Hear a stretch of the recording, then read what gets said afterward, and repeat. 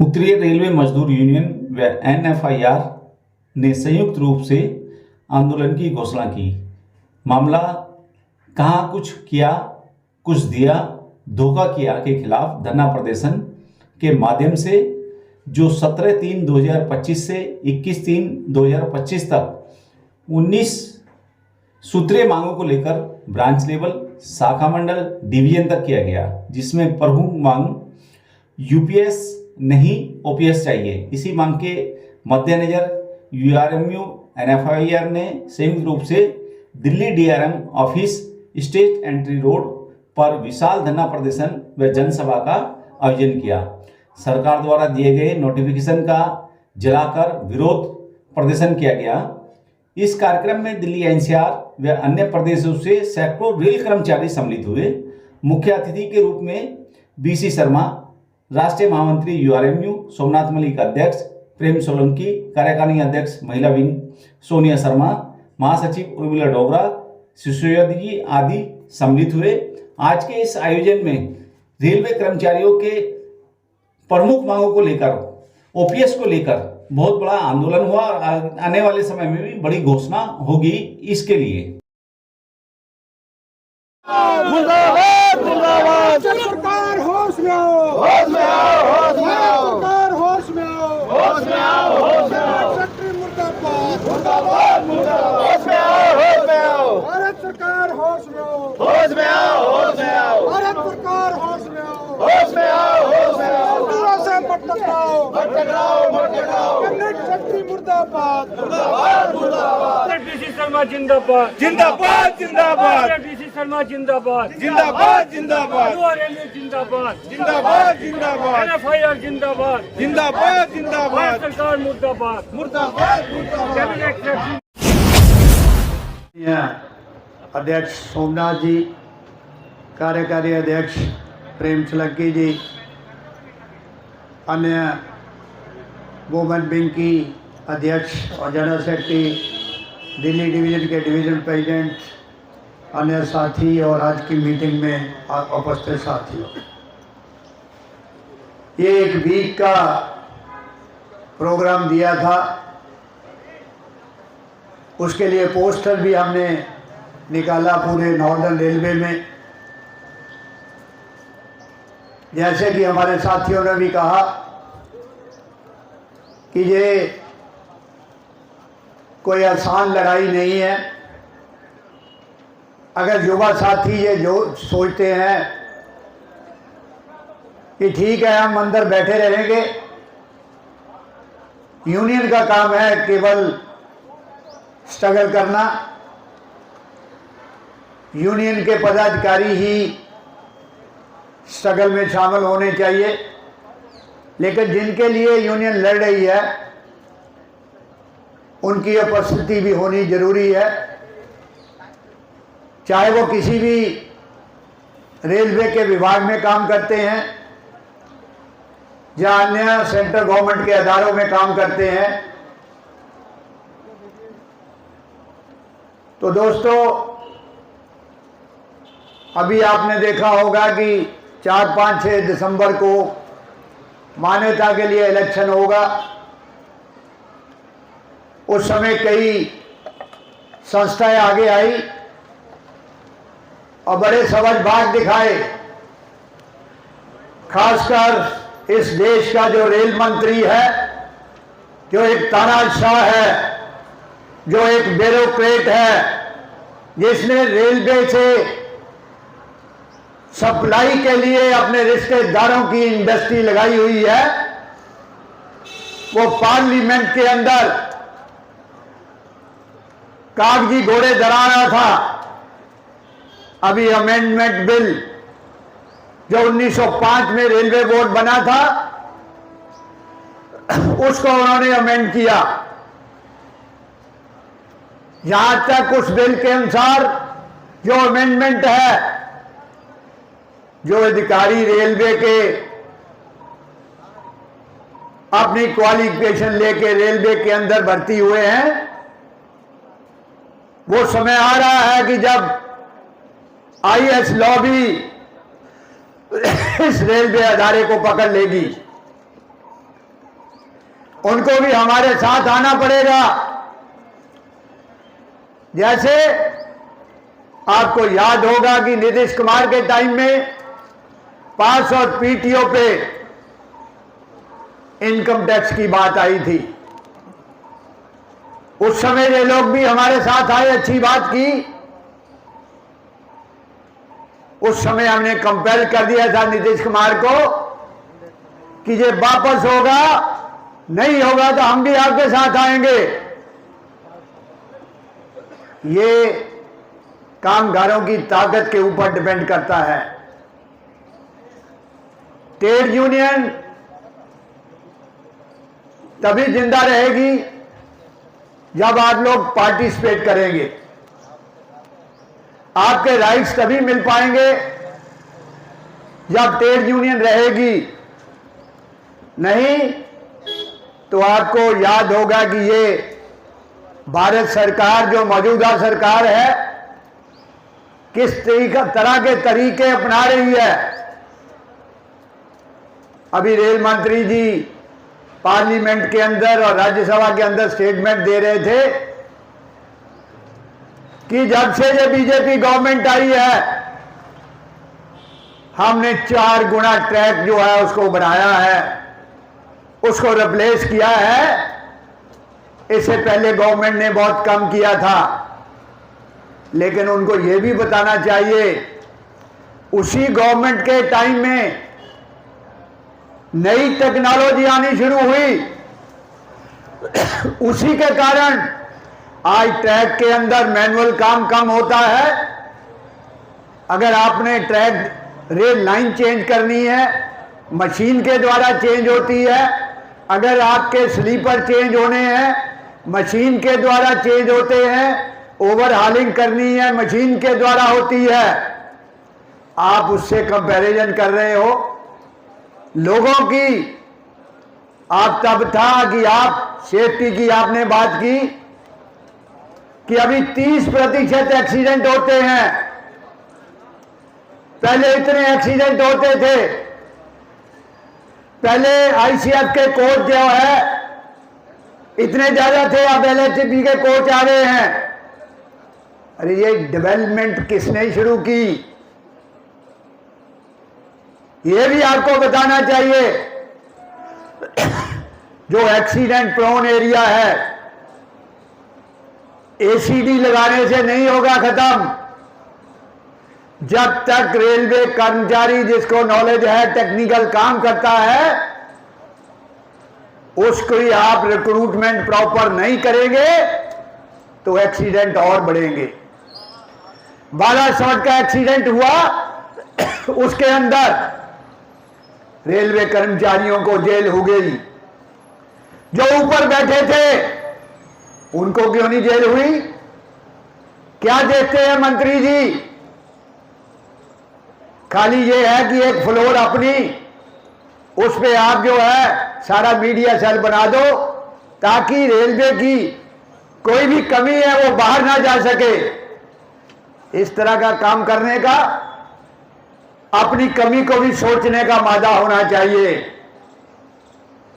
Budget के अंदर 1924 में जो रेलवे का बजट था रेलवे की पहचान इस भारतीय जनता पार्टी ने खत्म कर दी। उसमें लोगों को पता रहता था, मेंबर पार्लियामेंट दूसरे लोग डिमांड करते थे कि रेलवे का बजट आने वाला है, नई गाड़ियां मिलेगी, नई स्टॉपेज होंगे, जो है हमारे रिजर्वेशन काउंटर खुलेंगे और नए स्टेशन बनेंगे। आज क्या है? एक लाइन बजट में आती है 234 लाख करोड़ रुपया रेलवे के लिए सैंक्शन हुआ। किस काम के लिए सैंक्शन हुआ? 234 लाख करोड़ रुपया रेलवे के एक डिपार्टमेंट के लिए भी सफिशिएंट नहीं है। कितने डिपार्टमेंट है? सारे सेफ्टी से संबंधित है, चाहे वो इंजीनियरिंग का ले लो, चाहे वो मैकेनिकल का ले लो, इलेक्ट्रिकल का ले लो, एसएनटी का ले लो, ऑपरेटिंग का ले लो, सब सेफ्टी से संबंधित है। आज हमारे साथी 12-12 घंटे ड्यूटी करते हैं। स्टेशन मास्टर को रेस्ट नहीं मिलता, लेवल क्रॉसिंग गेट पे रेस्ट नहीं मिलता। आप ये समझ बाग दिखाते हैं कि हमने इतने गेट बंद कर दिए, इतने अंडरपास बना दिए। नई टेक्नोलॉजी में का किस गेट पे आपने कैमरा लगाया?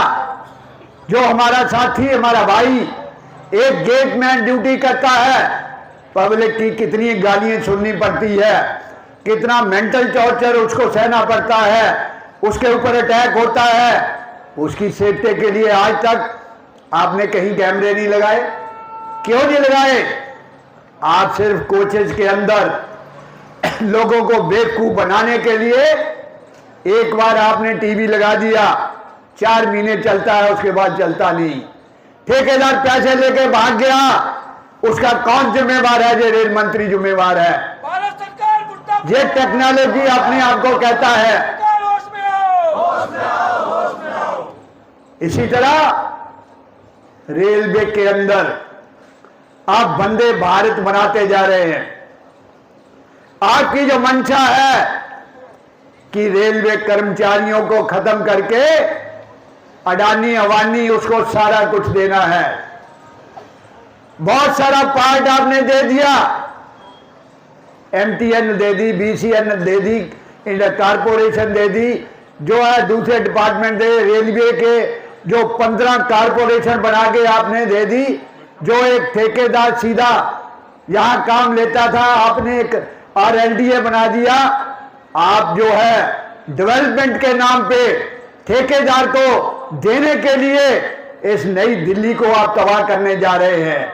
जो इंफ्रास्ट्रक्चर, ये डीआरएम ऑफिस, दूसरे ऑफिस, कॉलोनियां बनी हुई है, आप उसको डिसमेंटल करके कह रहे जी हम ठेकेदार को पीपी मॉडल पे जगह देंगे।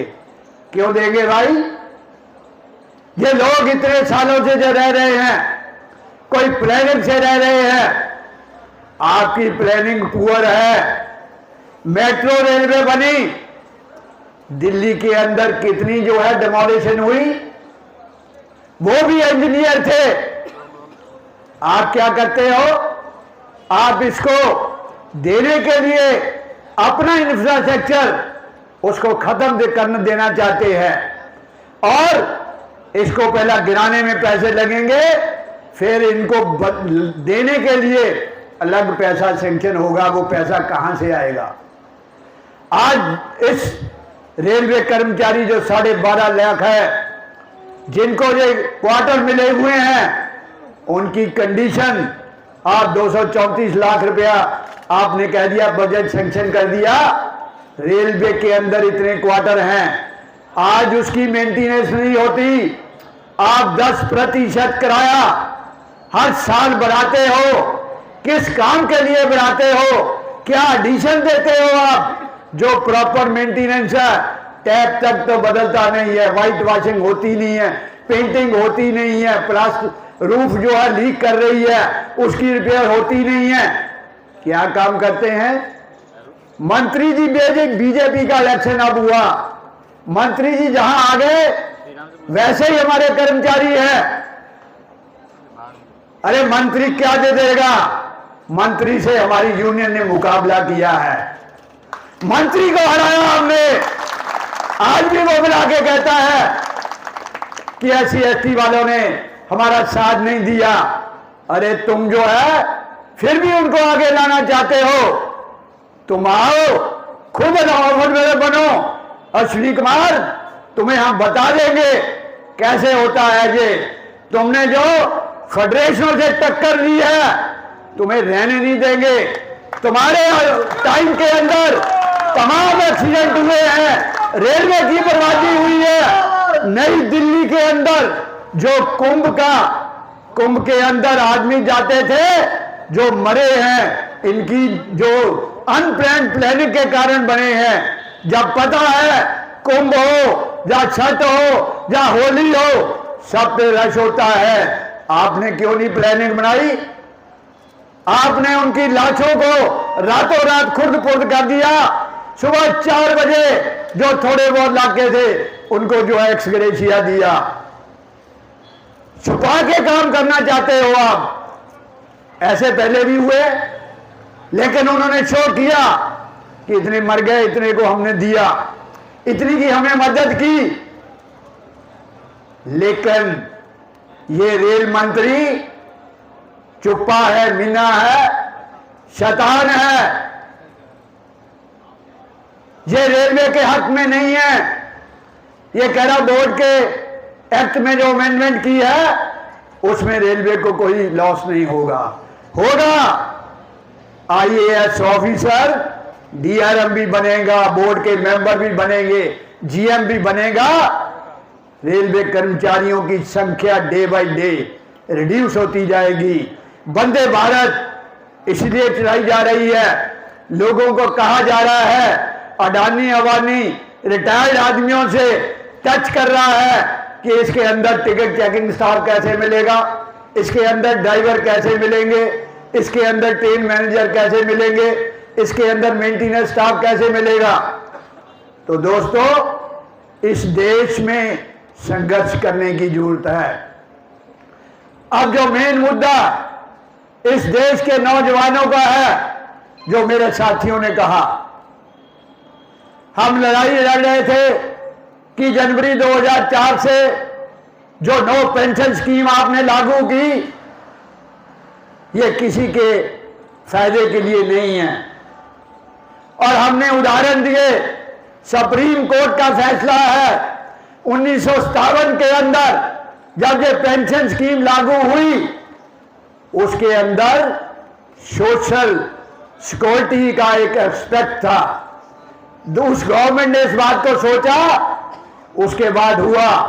उसके बाद सुप्रीम कोर्ट का भी एक फैसला है कि पेंशन कोई भीख नहीं है। सारी जिंदगी रेलवे कर्मचारी नौजवान अवस्था के अंदर रेलवे के अंदर आता है, दूसरे डिपार्टमेंटों के अंदर आता है, स्टेट गवर्नमेंट में अंदर आता है, और बुढ़ापा लेके रिटायरमेंट होती है। आप बुढ़ापा लेके जो सारी जिंदगी अपनी फैमिली का जो समय वो आपने रेलवे को दे दिया, दूसरे इदारों में दे दिया, जब बुढ़ापा लेके अपने घर जा रहा है, जो मान सम्मान से उसने जीना चाहता है, जो पेंशन इसलिए बनाई गई थी, उसको भी आपने छीन लिया। अब एनपीएस को हटा के आपने प्रपोज किया यूपीएस, यूनिफाइड पेंशन स्कीम। अब एक और नाम दे दिया, हमारे साथियों ने पढ़ा नहीं। अब पेंशन का नाम खत्म कर दिया, उसका नाम रख दिया पे आउट, जिसका मतलब है गेट आउट। इस बात को समझिए कि कोई पेंशन नहीं, लेकिन किसके लिए पेंशन है? जो देश के बड़े बड़े नेता, जो मंत्री बने हुए हैं, उनके लिए पेंशन है। उनके लिए मिनिमम 20,000 पेंशन है। उनके लिए जब भी डीए बढ़ेगा पेंशन बढ़ेगी। जो नौजवान साथी 2004 से आए हैं, उनके लिए पेंशन नहीं है। यूपीएस का आपने गजट नोटिफिकेशन किया, उसके अंदर क्या कंडीशनें आपने दी? नंबर 1 तो पहले आपने कहा कि ठीक है, एनपीएस हम रद्द नहीं करेंगे। उस समय यूपीएस पे आपने डिस्कशन नहीं किया कि हम उसका नाम यूपीएस रखेंगे। क्यों रखेंगे? ये इस देश का जो कैबिनेट सेक्रेटरी है, सबसे निकम्मा सोमनाथन, ये उसकी देन है, जो बार बार नाम चेंज करता है। उसको अपनी पुरानी पेंशन मिल रही है, वो पुरानी पेंशन लेके रिटायर होगा। दूसरों को आप पे आउट देके जो है रिटायर करना चाहते हैं। और उसके अंदर जो डिस्कशन हुई, उससे भी विट्रे किया उसने। इसके अंदर ऐसी कंडीशनें भर दी कि आप यूपीएस को ऑप्ट नहीं करोगे। क्या कंडीशन भर दी? उसने कहा कि मिनिमम 25 साल की सर्विस होगी, आपका जो कॉर्पस है, शेयर है, 50 लाख हो जाएगा, उस कंडीशन में आप यूपीएस को ऑप्ट करोगे। नंबर 2, 25 साल के बाद जो रिटायरमेंट लेगा और उसकी अगर 10 साल सर्विस बाकी है, जब वो रिटायरमेंट की डेट आएगी तब आपको पेंशन मिलेगी। अरे भाई, क्या गारंटी है 10 साल वो आदमी जिएगा? तुम्हें गारंटी है, तुम पार्लियामेंट के अंदर बैठे हो, तुम जियोगे? हमारे कर्मचारियों को कोई नहीं गारंटी, वो खून पसीना बहाता है इस देश के। जिसमें कोरोना आया, कौन सा मंत्री, कौन सा रेलवे बोर्ड का मेंबर, कौन सा ठेकेदार बाहर निकला? केवल रेलवे की सेना, रेलवे के कर्मचारियों ने इस देश की सेवा की। हर जो रोजमर्रा की चीजें हैं, चाहे वो जीने का साधन ऑक्सीजन था, चाहे खाने पीने की चीजें थी, रेलवे ने रेलवे का चक्का बंद होने नहीं दिया। 3,500 रेलवे कर्मचारी और अधिकारी शहीद हुए। इस पार्लियामेंट में प्रधानमंत्री के मुंह से एक लफ्ज नहीं निकला श्रद्धांजलि के लिए। क्यों भाई? वोट हमसे मांगते हो और हमारे कर्मचारी बोले हैं। मंत्री जी जहां आए पार्क में, यहां अफसरों का है, कुछ अफसरों को बुलाया, अरे तुम्हारा ये भी काम कर देंगे, वो भी कर देंगे। SC ST को बुलाया, रनिंग एसोसिएशन को बुलाया, दूसरे तुम्हारा ये क्या कर दिया भाई? क्या दिया? मिलेगा तो JCM के और फेडरेशनों के द्वारा ही मिलेगा। मंत्री कैजुअल लेबर है, जब आप उसको हटाना चाहेंगे, जब वोट आएगी आप हटा सकते हैं। ट्रेड यूनियन हमेशा रहेगी, चाहे अंग्रेजों का टाइम आया तब भी ट्रेड यूनियन थी। शहादत दी लोगों ने। आज को जो काम के घंटे आपकी रेस्ट हुई, ये श्रमिकों के शहादत के कारण मिली। इस बात को समझना चाहिए, हमें इनसे डरना नहीं चाहिए। इसका मुकाबला करेंगे। ये UPS NPS पे आउट तभी खत्म हो गई। नौजवानों को मैं कहना चाहता हूं कि ये हमारा काम केवल चंदा इकट्ठा करना नहीं, कि हम OPS के नाम से लोगों से चंदा इकट्ठा करते जाएं, लोगों को बरगलाएं, लोगों को बेवकूफ करें और उस चंदे से जो है अपना धंधा चलाए। ट्रेड यूनियन का ये काम नहीं। लिमिटेड हम साल में चंदा लेते हैं, उसके हमारा ऑडिट होता है, उसका हिसाब होता है। तो दोस्तों, ये जो पेंशन स्कीम है, पेंशन का नाम खत्म कर दिया और UPS को ऑप्ट करने का कोई तरीका छोड़ा नहीं। जो इन्होंने शो किया है कि आपका 50 लाख रुपया जमा हो जाएगा, 25 लाख 25 साल की सर्विस हो जाएगी, उसको बेस बनाया। जब आपका 50 लाख रुपया, जैसे ये डोगरा कह रही थी 37 लाख रुपया जमा हो गया, इसको UPS लेने की क्या जरूरत है भाई? ये जब तक रिटायर होगी 50 लाख से ऊपर होगा। मार्केट के अंदर जो है LIC की, बैंक की स्कीमें हैं, उससे ज्यादा इंटरेस्ट आएगा। हम क्यों तुम्हारे ऊपर जो है पैसा रखेंगे? आपने वो कंपनी अपॉइंटमेंट की हुई है, PFIDA ने वो कंपनी अपॉइंटमेंट की है, पता नहीं वो कब अपना दोबारा निकाल दे, जिससे आपके पैसे सारे खुर्द फुर्द हो जाए। आपको कई हिसाब नहीं। मैंने GM PN में कहा कि भी NPS का आपको PPO इशू क्यों नहीं करते? कह रहे जी वो पेंशन है ही नहीं, कैसे PPS का इशू करेंगे? हमारे नए बच्चों को इस बात को समझना चाहिए।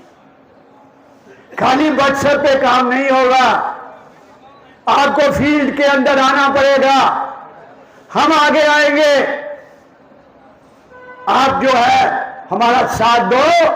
अगर आपने इस डिमांड को पूरा करना है, हमने इसको छोड़ा नहीं, लास्ट तक नहीं छोड़ेंगे। जब तक जिंदा रहेंगे इस आइटम पे स्ट्रगल करते रहेंगे। NFIR URMU स्ट्रगल करती रहेगी। इसलिए मैं आपसे ये कहूंगा, तमाम नौजवान साथी, अगर आप रिक्रूटमेंट कराना चाहते हो, मंत्री जी ने ये भी एक समझ बाग दिखाया कि हमने कैलेंडर बना दिया 2025 में इतनी भर्ती होगी। अरे 2025 में रिटायरमेंट कितनी होगी? हर महीने कितने रेलवे कर्मचारी रिटायर होते हैं, उसकी प्रोपोर्शनेट आपने क्या किया? आपने सोनीपत वर्कशॉप खोली, आपने रायबरेली में खोली, आपने बिहार में दूसरी फैक्ट्री खोली, कितनी पोस्टें सेंक्शन की? आरसीएफ खोला, थोड़ी बहुत पोस्टें सेंक्शन की। पटियाला खोली, थोड़ी बहुत पोस्टें सेंक्शन की। अभी नया डिवीजन नॉर्दर्न रेलवे में जम्मू डिवीजन बन रहा है। जो एग्जिस्टिंग पोस्ट है उसको आप इधर उधर करके अधिकारियों की पोस्ट बढ़ती हैं, कर्मचारियों की, काम करने वालों की पोस्टें नहीं बढ़ती। तो दोस्तों, इस बात को हमें समझ के हमने जो प्रोग्राम का, इसके आगे हम एक और बड़ा हार्ड प्रोग्राम रखेंगे इस प्रशासन को, इस गवर्नमेंट को हराने के लिए। ये आप तैयार रहिए कि जब भी रेल मंत्री इधर आए हम उसका घेराव करेंगे, दूसरा मंत्री आए हम उसका घेराव करेंगे। आपको आगे आना पड़ेगा, इनके मंत्रियों को, बीजेपी के एमएलए को, एमपी को निकलना बंद करना पड़ेगा, तभी जाके आपकी बात को पूरी होगी। दोस्तों, आगे आया कि 7वां पे कमीशन बैठे हुए 9.5 साल हो गए। अब दिल्ली के इलेक्शन को देखते हुए भारत सरकार ने 8वां पे कमीशन का अनाउंस कर दी, लेकिन आज तक कमेटी का अनाउंस नहीं किया। कौन इसका चेयरमैन होगा, कौन मेंबर होंगे, वो कमेटी नहीं बना पाए।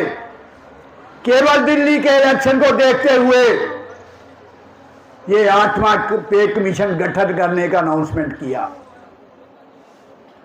उसके बाद नेशनल काउंसिल को, स्टैंडर्ड कमेटी के मेंबरों को हमको बुलाया।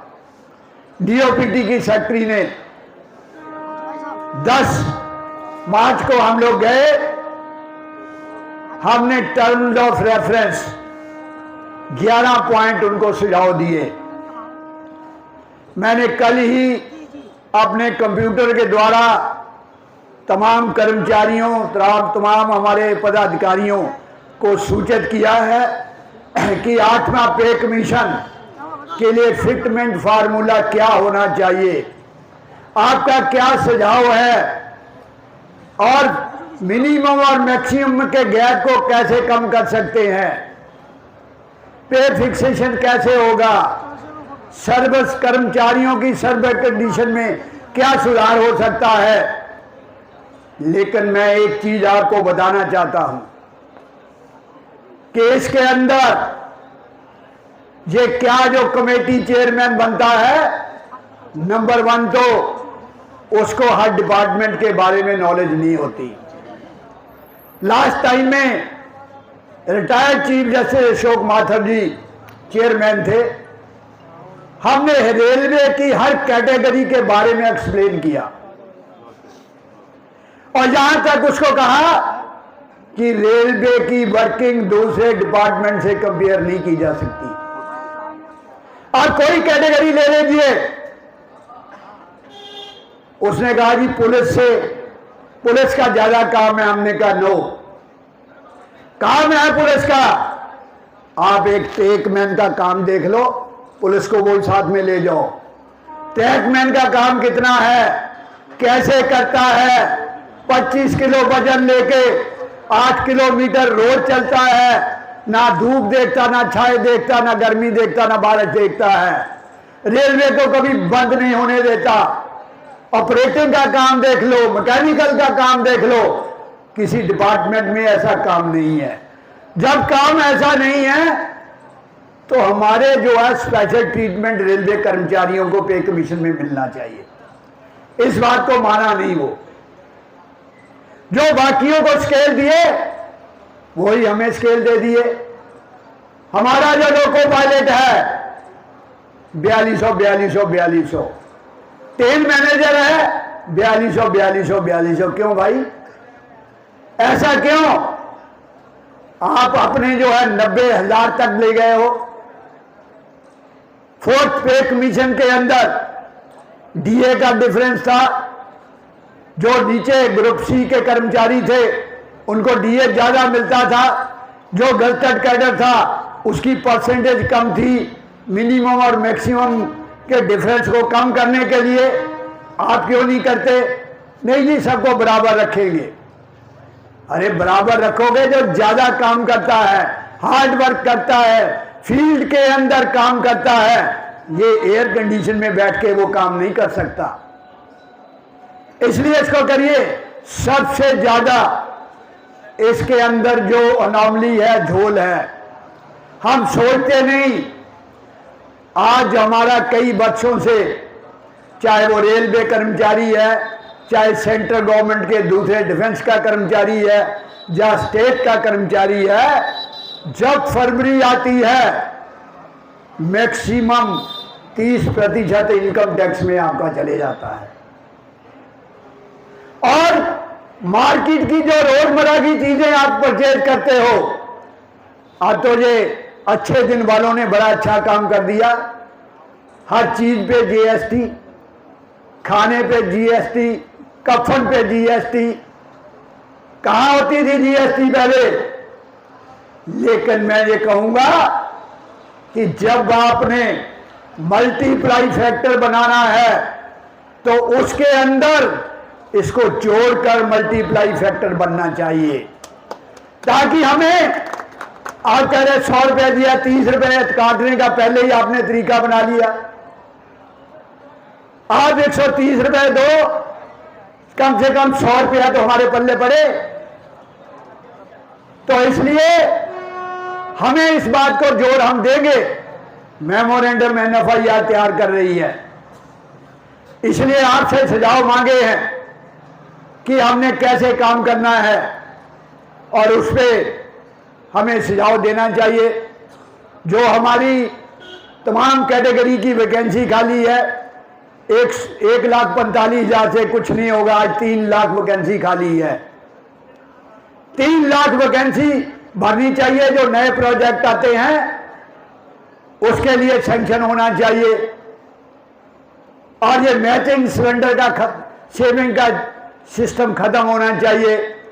कैडर स्ट्रक्चर के अंदर भी आप 2% देते हो, 10% वापस ले जाते हो।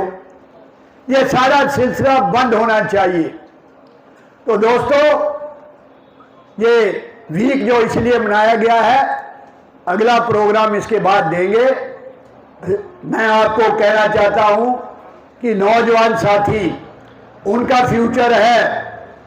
हम लोग तो 75 साल के हो गए, पता नहीं कितने साल और जीना है कि नहीं जीना है। आप लोगों का फ्यूचर है। अपने फ्यूचर के लिए आगे आइए। आप ही ट्रेड यूनियन चलाइए। मैं हर ब्रांच में नौजवान और वोमेन को इंडक्ट कर रहा हूं। आइए, अपनी ड्यूटी निभाइए। ये काम कोई बुरा नहीं है। ट्रेड यूनियन अगर अच्छे मन से आप करते हैं, ये बुरा काम नहीं है। आप किसी को कंपैशन ग्राउंड की अपॉइंटमेंट दिला दोगे, अंदर से ऐसा आशीर्वाद मिलेगा जो पैसों से नहीं मिल सकता। किसी की प्रमोशन करा दोगे, आपको आशीर्वाद देगा। आपका टाइम, जो टाइम हम इधर उधर घूम के करते हैं, सेवा में लगेंगे, अच्छे काम के लिए टाइम लगेगा। तो मैं आप दोनों लोगों को धन्यवाद करता हूं कि आप लोगों ने इकट्ठे होके लास्ट डे में इस मीटिंग को रखा। दिल्ली डिवीजन को जो है मुबारकबाद भी देता हूं। बाकी जगह भी डिवीजनों ने ये काम किया है। जय हिंद, जय भारत।